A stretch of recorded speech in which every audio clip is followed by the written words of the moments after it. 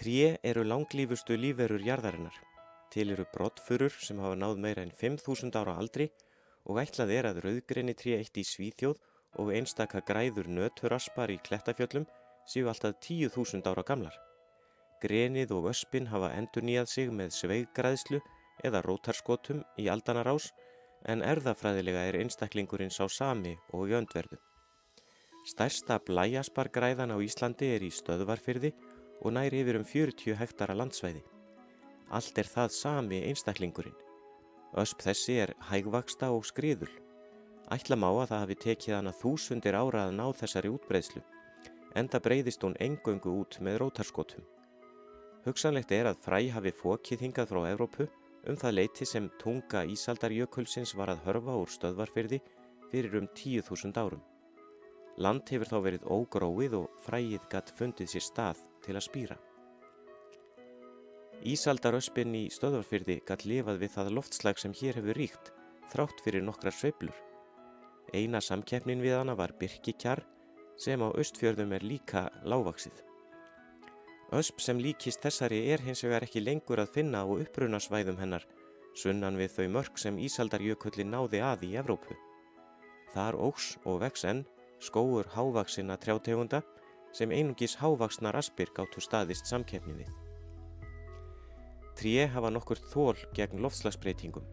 Þau þola sveiflurnar sem algengar eru frá ári til árs, sveiflur 2 til 3 gráður í meðalhita og 20 millimetra í úrkomu. Sömuleiðis þola skógar allnokkrar sveiflur án þess að á þeim verði mikill skaði. Það er ekki síst af því að víðast hvar vaxa fleiri en ein trjátegund í skógum. Þótt ein tegundin eigi í erfiðleikum eða jafnvel hverfi, þá eyðist ekki skógurinn. Það eru helst einhæfir skógar, eins og til dæmis íslensku birkiskógarnir, sem stendur ógn af loftslagsbreytingum. Eftir því sem veðurfarssveiflur eru meiri og vara lengur, geta einstakar trjátegundir og jafnvel skógar farið að láta á sjá. Oftast er það af því að af álaginu verða trén viðkvæmari fyrir skordýraplágum eða sveppasjúkdómum. Þegar slíkt fer saman við aukna tíðni skordýrafaraldra vegna hlýra veðurs eða velgengni sveppa vegna aukinnar úrkomu, er voðinn vís. Tíðari og harðari hvassviðri geta einnig valdið auknum skaða á trjám og skógum. Vísindin á bak við gróðurhúsaáhrif koltvísýrings í andrúmsloftinu eru sannreynd og sömuleiðis eru mælingarnar réttar sem sýna sífellt aukinn styrk koltvísýrings og hækkandi meðalhita. Þrátt fyrir sveiflur og tímabundin bakslög heldur hinn undirliggjandi og langvarandi aukning koltvísýrings áfram og áhrifin eiga eftir að verða margslungin. Miðja öldina getur birki líklega vaxið á nærri öllu landinu, líka á mestöllu hálendinu, og möguleikar til nytjaskógræktar aukast mjög eftir því sem á öldina líður. Í skógrækt verður að horfa til langs tíma og taka þessar yfirvofandi breytingar til greina þegar ákveðnar eru ræktunaraðferðir og notkun trjátegunda eða kvæma. Að vísu er fyrsta þolraun trjáa sú að lifa af sem ungplöntur.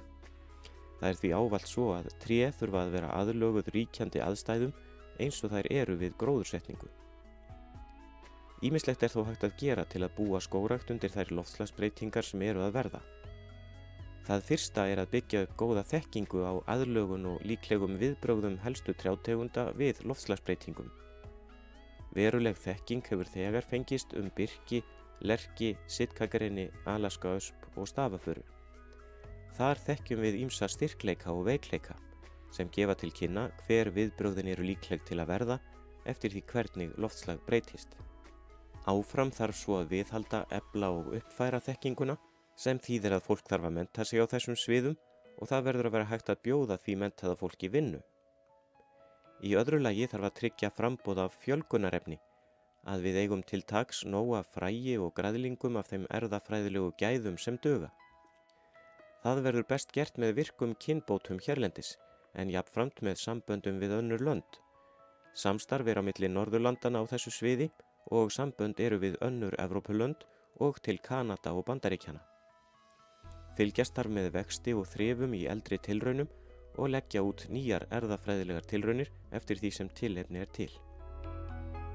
Í þriðja lagi er nauðsynlegt að skógareigendur séu opnir fyrir fjölbreyttum möguleikum skógarnytja. Það er til dæmis ekki ástæða til að miða alla skógrækt við framleiðslu á borðviði á 80 til 100 ára lotum. Hægt er að rækta Alaskaösp til lífmassaframleiðslu á 25 til 30 árum á frjósömu landi og lerki eða stafafuru á 40 árum á rýrara landi. Sé hluti ræktunarinnar hugsaður í styttri lotum minnkar áhættan og óðar verður hægt að skipta yfir í betur aðlagaðan efnivið. Einnig er rétt að huga að fjölbreytni í tegundavali. Slíkt gerist oft sjálfkrafa þegar tegundir eru valdar með tilliti til gróðurfars. Þá er hægt að rækta asparreiti og grenilundi á frjósömulandi, furu á minna frjósömulandi og lerki á rýrustu blettunum. Í landslaginu vex þá blandskógur þótt tegundum sé ekki blandað í hverjum reit.